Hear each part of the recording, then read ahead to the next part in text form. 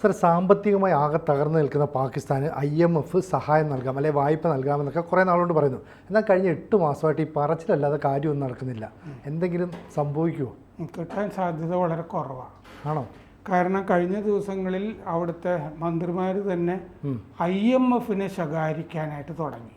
പല പ്രസംഗങ്ങളിലുമൊക്കെ ഞങ്ങളെ പറഞ്ഞു പറ്റിക്കുകയാണ്, ഇവരെന്തിനാണ് ഈ 8 മാസം എടുക്കുന്നത്, ഇനി ഇന്ത്യ പറഞ്ഞിട്ടോ മറ്റോ, ഇന്ത്യയുടെ പേര് പറഞ്ഞില്ല, വേറെ ആരൊക്കെയോ പാര വെക്കുന്നുണ്ടാവുമോ എന്നൊക്കെ അവർ തന്നെ പറയാൻ തുടങ്ങി. നമുക്കുള്ള ഒരു സ്ഥലത്ത് നിന്ന് കടം മേടിക്കുകയാണെങ്കിൽ, ഇപ്പോൾ ഞാൻ സിനിജിയുടെ കയ്യിൽ നിന്ന് ഒരു 2000 രൂപ വേണമെന്ന് പറഞ്ഞു കഴിഞ്ഞാൽ, പിന്നെ സിനിജിയെ പറ്റി അവിടെ റേഡിയോയിലോ ടെലിവിഷനോ പോയിട്ട് ആൾ വൃത്തികെട്ടവനാണെന്നൊക്കെയാണോ പറയേണ്ടത്? അങ്ങനെ പറഞ്ഞാൽ പിന്നെ ഞാൻ തരുമോ? ആ രീതിയിൽ IMFനെ കുറ്റപ്പെടുത്തുകയാണ്. കുറ്റപ്പെടുത്തുന്ന വർത്തമാനമൊക്കെ കഴിഞ്ഞ ദിവസങ്ങളിൽ അവർ പറയുന്നുണ്ട്. ഇത് 8 മാസമായി ഈ സംഭാഷണങ്ങൾ നടക്കുന്നു. ജൂലൈയിൽ ഈ ഉദ്യോഗസ്ഥ തലത്തിൽ പാകിസ്ഥാനിൽ വന്ന IMF ചർച്ചയൊക്കെ ചെയ്തിട്ട് 7 ബില്യൺ കൊടുക്കാം എന്നൊരു ധാരണ ആയിരുന്നു. ജൂലൈ കഴിഞ്ഞിട്ട് 2 മാസമായില്ലേ? അതെ, ജൂലൈ തന്നെ കൂട്ടുകയാണെങ്കിൽ 3 മാസം. അപ്പോൾ ഈ 18-ാം തീയതി ഇപ്പോൾ ഇന്നും നാളെയൊക്കെ ആയിട്ട് കിട്ടേണ്ടതാണ്, പക്ഷേ അത് കിട്ടുന്നൊരു ലക്ഷണമില്ല. അങ്ങനെയാണെങ്കിൽ ഇത് കിട്ടാനായിട്ട് സാധ്യതകളും കാണുന്നില്ല. ഇതിൻ്റെ ഇടയ്ക്ക് ഉപാധികളുണ്ടല്ലോ IMF വയ്ക്കുന്ന, അത് ഇവർ ലംഘിച്ചതായിട്ടും IMF കരുതുന്നുണ്ട് എന്ന് തോന്നുന്നു. കാരണം അമേരിക്കയാണല്ലോ ഇതൊക്കെ നിയന്ത്രിക്കുന്നത്. അതെ, അമേരിക്കക്കാണെങ്കിൽ ഇപ്പോൾ പാകിസ്ഥാനെ കൊണ്ട് വലിയ കാര്യമൊന്നുമില്ല. മുമ്പ് അഫ്ഗാനിസ്ഥാനിൽ അമേരിക്കൻ സേന ഉണ്ടായിരുന്നപ്പോൾ അയൽക്കാരാണല്ലോ, പണക്കണ്ടെന്നൊക്കെ പറഞ്ഞ് അക്കാലത്തൊക്കെ കൊടുത്തിട്ടുണ്ട്. ഇപ്പോൾ പാകിസ്ഥാനാണെങ്കിൽ ചൈനയായിട്ട് വലിയ അടുപ്പത്തിലാണ്. ചൈനയാണ് നിതാന്ത ശത്രു അമേരിക്കയുടെ. അപ്പോൾ ചൈനയായിട്ടുള്ള അടുപ്പവും ഒക്കെ ഇതിൻ്റെ അകത്ത് പ്രശ്നമാണ്. 7 ബില്യൺ ജൂലൈയിൽ കൊടുക്കാമെന്ന് ധാരണയായെന്ന് പറഞ്ഞല്ലോ. അത് നമ്മുടെ കറൻസിയിലേക്ക്, രൂപയിലേക്ക് കൺവെർട്ട് ചെയ്യുമ്പോൾ 58,697 കോടി രൂപ വരും. അപ്പം ജീവിച്ചു പോകണമെന്നുണ്ടെങ്കിൽ ഈ വായ്പ അത്യാവശ്യമാണ്. കിട്ടിയേ പറ്റൂ എന്നുള്ള അവസ്ഥയുണ്ട്, ലീപ്പിച്ചതുണ്ട്. 1958 ആദ്യമായിട്ട് IMFൽ നിന്ന്, രാജ്യാന്തര നാണയനിധി, അതിൽ നിന്ന് വായ്പ എടുത്തത്. ഇത് 25-ാമത്തെ, ഇത് കിട്ടുകയാണെങ്കിൽ 25-ാമത്തെ വായ്പയാണ്. അങ്ങനെയാണെങ്കിൽ വായ്പയുടെ രജത ജൂബിലി എന്ന് പറഞ്ഞിട്ട് ചടങ്ങൊക്കെ നടത്തി രജത ജൂബിലിയൊക്കെ ആകുമ്പോൾ ആഘോഷിക്കണം. അതിനുള്ള സ്കോപ്പ് ഉണ്ട്. ഇപ്പോൾ എക്സിക്യൂട്ടീവ് ബോർഡ് IMFൻ്റെ ചേർന്നിട്ട് ഈ ഉപാധികൾ പാലിച്ചില്ല, പാകിസ്ഥാനിന് കണ്ടെത്തിയതായിട്ടാണ് പാകിസ്ഥാനിൽ നിന്നുള്ള റിപ്പോർട്ടുകളിലൊക്കെ കാണുന്നത്. അപ്പോൾ ഡെപ്യൂട്ടി ഉപപ്രധാനമന്ത്രി പാകിസ്ഥാൻ്റെ ഇഷാഖ് ദർ കഴിഞ്ഞ ദിവസം പറഞ്ഞു IMF മനഃപൂർവ്വം വൈകിപ്പിക്കുകയാണ്. 2.5 വർഷമായി ഈ വായ്പ അട്ടിമറിക്കാനായിട്ട് ശ്രമങ്ങൾ നടക്കുന്നുണ്ട്. ഇതിന് കാരണം ഈ മേഖലയിലെ രാഷ്ട്രീയമാണ്, ജിയോ പൊളിറ്റിക്സ് എന്ന് പറഞ്ഞു. അപ്പോൾ അദ്ദേഹം ഉദ്ദേശിക്കുന്ന എന്താന്ന് വെച്ചാൽ ഇതിൻ്റെ അകത്ത് കയറി ഇന്ത്യ പണിയുന്നുണ്ട് എന്നായിരിക്കണമല്ലോ ഈ മേഖലയിൽ. മോദിക്കൊക്കെ ചുവപ്പ് പരവതാനിയൊക്കെ അമേരിക്കയിൽ കിട്ടുന്നതാണ്. ഒന്ന് പറഞ്ഞു നോക്കിയാൽ മതി. IMF ഒക്കെ ആയിട്ട് നമുക്ക് അത്യാവശ്യം ബന്ധങ്ങളൊക്കെ ഉണ്ടാവും. അതാണ് ഇന്ത്യയുടെ പേര് പറയാതെ. ഇന്ത്യയുടെ പേര് പറഞ്ഞു കഴിഞ്ഞാൽ നമ്മൾ വല്ലാതെ ശകാരിക്കുമല്ലോ. അപ്പോൾ ജിയോ പൊളിറ്റിക്സ് ആണ് എന്ന് പറഞ്ഞതിൻ്റെ അർത്ഥം ഇന്ത്യ കയറി ഇത് തടയുന്നുണ്ട്, കളിക്കുന്നുണ്ട് ഉള്ളതായിരിക്കും. അങ്ങനെയാണെങ്കിൽ അത് നമ്മുടെ ശരിയായ രാഷ്ട്രീയവുമാണ്, അങ്ങനെ വേണം കരുതാൻ. എന്തിനാണ് ഇവർ ഞങ്ങളുടെ സമയം കളയുന്നത്? IMFനെ ശകാരിക്കുക അങ്ങേര് ലണ്ടനിൽ സെപ്റ്റംബർ 8-ാം തീയതി പറഞ്ഞതാണ്. ലണ്ടനിൽ, അതും പാകിസ്ഥാനിൽ വെച്ചല്ല പറഞ്ഞിരിക്കുന്നത്, ബ്രിട്ടനിൽ പോയിട്ടാണ് ഈ IMFനെ ചീത്ത പറഞ്ഞിരിക്കുന്നത്. ഒരു മര്യാദയോ മാന്യതയോ അന്തസ്സോ ഒന്നും ഇല്ലാതെയാണ് ചെയ്തിരിക്കുന്നത്. ഈ IMF ഇത് നിഷേധിച്ചാൽ അതിന് കാരണം രാഷ്ട്രീയ അസ്ഥിരത. പാകിസ്ഥാനിലെ രാഷ്ട്രീയ ഒരു മര്യാദയ്ക്ക് ഭരണം നടക്കുന്നുണ്ടെങ്കിലല്ലേ സ്ഥിരതയുണ്ടെന്ന് നമുക്ക് പറയാൻ പറ്റുള്ളൂ അല്ലേ? എന്നാലേ തിരിച്ചു കൊടുക്കുള്ളൂ. കാരണം ഇപ്പോൾ ഇമ്രാൻഖാൻ പ്രധാനമന്ത്രി ആയിരുന്ന കാലത്ത് IMF വായ്പ കിട്ടിയിരുന്നു. അത് കഴിഞ്ഞിട്ട് അയാൾക്ക് തിരിച്ചടവ് വയ്ക്കാൻ പറ്റാതെ അയാൾ രാജിവെച്ച് പോയില്ലെങ്കിൽ അയാളെ പുറത്താക്കപ്പെട്ടു. ഷഹബാസ് ഷെരീഫ് വന്നു. അയാൾ ഇനെഫിഷ്യൻ്റ് ആണല്ലോ, കഴിവൊന്നുമില്ല. അയാൾ എത്ര കാലം നിൽക്കുന്ന അറിയില്ല. അപ്പോൾ പല ആളുകൾക്ക് പ്രധാനമന്ത്രിമാരായിട്ട് വന്നിട്ട് പോകാം, ചെറിയ കാലത്തേക്ക് ചിലപ്പോൾ കോഴയൊക്കെ വാങ്ങാം, എന്നിട്ട് വീട്ടിൽ പോകാം എന്നുള്ളൊരവസ്ഥയാണെങ്കിൽ ഈ 56,000 കോടിയൊക്കെ എങ്ങനെ കൊടുക്കാനാണ്? വിശ്വസിച്ച് കൊടുക്കാനായിട്ട് ബുദ്ധിമുട്ടുണ്ട്. 24 കോടി ആണ് അവിടുത്തെ ജനസംഖ്യ. 2019 ഇമ്രാൻ ഭരിച്ചിരുന്നു. 3 വർഷം IMFൻ്റെ വായ്പ കിട്ടി. 2022 ഇന്ധന വില ഇമ്രാൻഖാൻ കുറച്ചു. മറ്റേ പെട്രോൾ വിലയൊക്കെ കുറച്ചു.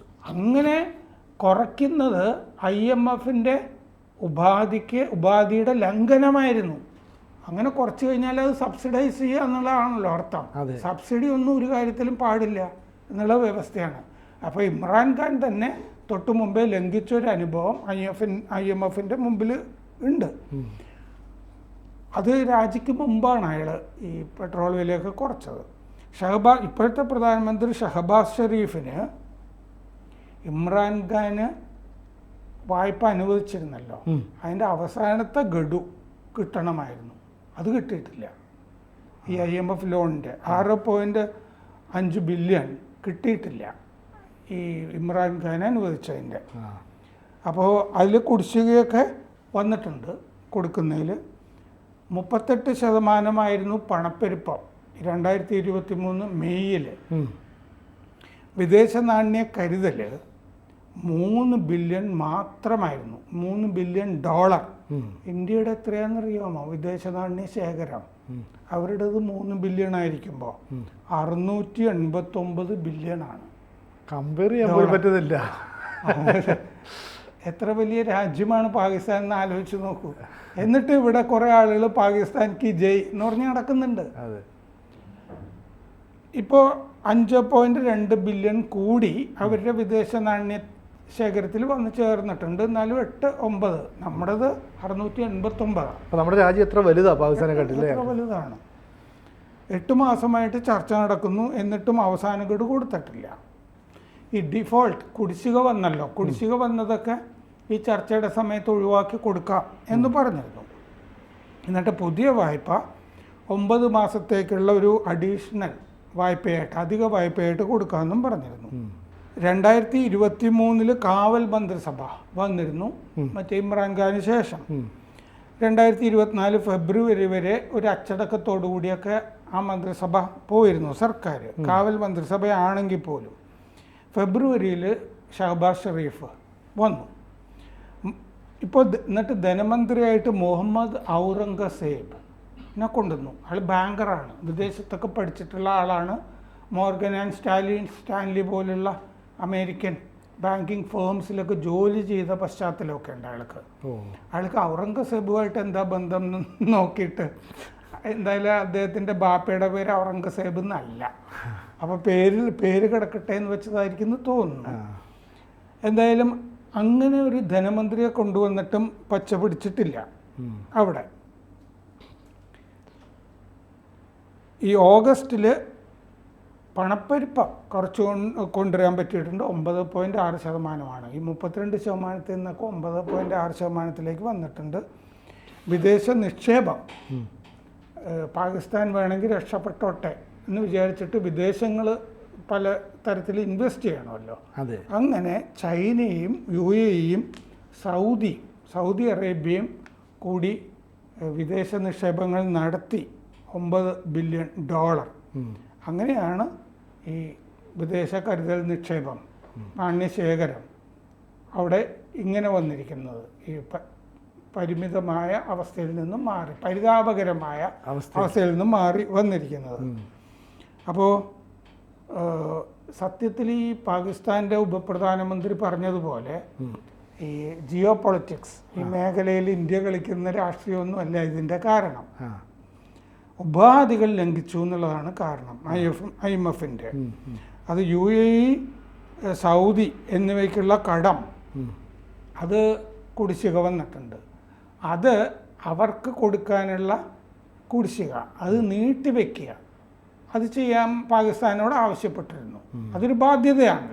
അത് ഉടനെ കൊടുക്കേണ്ട, കുറച്ച് കാലത്തേക്ക് സാവകാശം ചോദിക്കുക. അത് സമ്മതിച്ചില്ല. അതുപോലെ $2 ബില്യൺ എവിടെ നിന്നെങ്കിലും വിദേശത്ത് നിന്നോ മറ്റോ ഉണ്ടാക്കാൻ പറഞ്ഞിരുന്നു. $2 ബില്യൺ. അതും പാകിസ്ഥാന് സാധിച്ചിട്ടില്ല. പല സ്ഥലത്തും പിച്ചുതണ്ടി നടക്കുന്നുണ്ട് ഗൾഫ് രാജ്യങ്ങളിലൊക്കെ. പക്ഷേ ഇതൊന്നും ശരിയായി വന്നിട്ടില്ല ഇതുവരെ. $2 ബില്യൺ കിട്ടാൻ IMF വെച്ച ഉപാധി മിഡിൽ ഈസ്റ്റ് ബാങ്കുകളോട് യാചിച്ചിട്ടുണ്ട് പാകിസ്ഥാൻ. പക്ഷേ ഈ ദാരിദ്ര്യാവസ്ഥയിൽ പാകിസ്ഥാൻ്റെ ഓഹരി വിപണി കൂപ്പുകുത്തിയിരിക്കുകയാണ്. ഓഹരി വിപണി ഒരു രക്ഷയില്ലാതിരിക്കുകയാണ്. അപ്പോൾ അതുകൊണ്ടും ഗുണമില്ല. IMFനും അതൊരു പോസിറ്റീവ് സിഗ്നലായിട്ട് കാണാൻ പറ്റില്ല. മിഡിൽ ഈസ്റ്റ് ബാങ്കുകളും ആ അവസ്ഥയിൽ പൈസ ഇവിടെ ഇൻവെസ്റ്റ് ചെയ്യില്ല പാകിസ്ഥാനിൽ.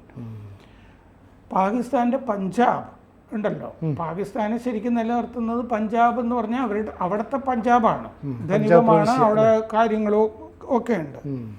അവരെന്ത് ചെയ്തെന്ന് വെച്ച് കഴിഞ്ഞാൽ ഈ ഓഗസ്റ്റിൽ കഴിഞ്ഞ മാസം അവർ വൈദ്യുതി രംഗത്ത് $45 ബില്യൺ സബ്സിഡി കൊടുത്തു. IMF വെച്ചിട്ടുള്ള ഉപാധിക്ക് വിരുദ്ധമാണത്. സബ്സിഡികൾ പാടില്ല. മര്യാദയ്ക്ക് ആളുകളിൽ നിന്ന് വൈദ്യുതി ചാർജൊക്കെ ഈടാക്കിയായിട്ടാണ് പോകേണ്ടിയിരുന്നത്. അത് ചെയ്തിട്ടില്ല. അപ്പോൾ നില വഷളായി. ബാഹ്യകടം, അതായത് ആഭ്യന്തര കടമല്ല, പാകിസ്ഥാന് പുറത്ത് ഉള്ള രാജ്യങ്ങളിലെ കടം $130 ബില്യൺ ആണ് ഇപ്പോൾ. 30% ആ കടത്തിൽ ചൈനയോടുള്ളതാണ്. ചൈന അവിടെ ഒരുപാട് അടിസ്ഥാന സൗകര്യങ്ങളൊക്കെ പണിയുന്നുണ്ടല്ലോ. പക്ഷെ അതൊന്നും കടമായിട്ട് മീൻസ് ഒരു സഹായമല്ല, കടമായിട്ട് തന്നെ കൊടുക്കുന്നതല്ലേ? കടമാണല്ലോ, കടക്കണിയിലാക്കാൻ വേണ്ടിയിട്ടാണ്. കടക്കണിയിലാക്കി കഴിഞ്ഞാൽ മുതലാളി പറയുന്നത് ചെയ്യണ്ടേ. അതാണ് ആഫ്രിക്കയിലും ഈ പാകിസ്ഥാൻ പോലുള്ള സ്ഥലത്തുമൊക്കെ ചൈന ചെയ്യുന്നത്. ഡെറ്റ് ട്രാപ്പ് എന്ന് പറയും. അങ്ങനെ ആക്കിയിട്ട് അനുസരിപ്പിക്കുക, അടിമരാജ്യമാക്കുക. അതാണ് ചൈനയുടെ അജണ്ട. അപ്പോൾ 10.9 ലക്ഷം കോടി അടുത്ത 3 കൊല്ലത്തേക്ക് ആവശ്യമുണ്ട് പാകിസ്ഥാന് ഈ പഴയ നിലയിലേക്ക് തിരിച്ചു വരാൻ. അടുത്ത 3 കൊല്ലം പാകിസ്ഥാൻ പല ആളുകൾക്കുമായിട്ട് $30 ബില്യൺ കുടിശ്ശിക കൊടുക്കാനുമുണ്ട് തിരിച്ചടവിൻ്റെ ഭാഗമായിട്ട്. ഇതാണ് അവിടുത്തെ സാമ്പത്തിക അവസ്ഥ. അപ്പം കൃത്യമായി 5 പൈസ ഇല്ല, കൃത്യമായൊരു ഭരണകൂടം ഇല്ല, കൃത്യമായ കാര്യങ്ങൾ മുന്നോട്ട് കൊണ്ടുപോകാനുള്ള സംവിധാനങ്ങളില്ല. അങ്ങനെയുള്ള സ്ഥിതിക്ക് ഈ പൈസ കിട്ടാനുള്ള സാധ്യത ഒട്ടും ഉണ്ടാവില്ല അല്ലേ ഈ അന്താരാഷ്ട്ര നാണ്യനിധിയിൽ നിന്ന്? ഇല്ല. നാളെ കിട്ടിയില്ലെങ്കിൽ പിന്നെ ഇല്ല എന്നുള്ളതാണ്. അപ്പോൾ ഏതാണ്ട് തകർന്നു വീണ്ടും. നമ്മൾ ആ അവസാന ഘട്ടത്തിലാണ്. ഈ സെപ്റ്റംബർ 18 എന്ന് പറഞ്ഞിട്ടൊരു തീയതി കണ്ടിട്ടാണ് ഈ ചർച്ച ചെയ്യുന്നത്. കാരണം ഉപാധികൾ ലംഘിച്ചിരിക്കുന്നു. മാത്രമല്ല, ഞാൻ ഇത് ചർച്ച ചെയ്യാനുള്ളൊരു കാര്യം, ഉപപ്രധാനമന്ത്രി IMFന് ചീത്ത പറഞ്ഞല്ലോ. കടകളുടെ മുതുകത്ത് കയറി ചീത്ത പറഞ്ഞു. അപ്പോൾ എന്താണ്ട് 1-2 ദിവസത്തിനുള്ളിൽ നമുക്ക് ഈ വിഷയം വീണ്ടും ചർച്ച ചെയ്യേണ്ടി വരുമെന്ന് ഉറപ്പാണ്. അതെ, ഒരു സ്ഥലത്തു നിന്നും. കാരണം മിഡിൽ ഈസ്റ്റിൽ നിന്ന്, അറബ് രാജ്യങ്ങളിൽ നിന്ന്, അറബ് ബാങ്കുകളിൽ നിന്നൊന്നും ഈ ഉണ്ടാക്കാൻ പറ്റിയിട്ടില്ല. $2 ബില്യൺ ഉണ്ടാക്കാൻ പറഞ്ഞതും ഉണ്ടാക്കാൻ പറ്റിയിട്ടില്ല. ചിലപ്പോൾ ചില ആളുകൾ നമ്മുടെ അടുത്ത് കടം ചോദിക്കുമ്പോൾ ഒരു 30,000 രൂപ വരുമെന്ന് പറയുമ്പോൾ ഞാൻ ഒരു 10,000 രൂപ തരാം, നിങ്ങൾ 20,000 വേറെ ഉണ്ടാക്കുമെന്ന് പറയുമല്ലോ സാധാരണ ആളുകൾ. അതുപോലെ IMF പറഞ്ഞിട്ടുണ്ട്. അത് ചെയ്യാൻ പറ്റിയിട്ടില്ല അവിടെ. കാരണം എന്താണെന്ന് വെച്ചാൽ ആഭ്യന്തര സാമ്പത്തിക അവസ്ഥ പുറത്ത് പറയാൻ കൊള്ളാത്തതാണ്. അതാണ് അവസ്ഥ. കാത്തിരിക്കാം. കൂടുതൽ വാർത്തകളും വിശേഷങ്ങളും നിങ്ങളിലേക്ക് എത്താൻ ABC മലയാളം സബ്സ്ക്രൈബ് ചെയ്യുക, ബെൽ ബട്ടണും അമർത്തുക.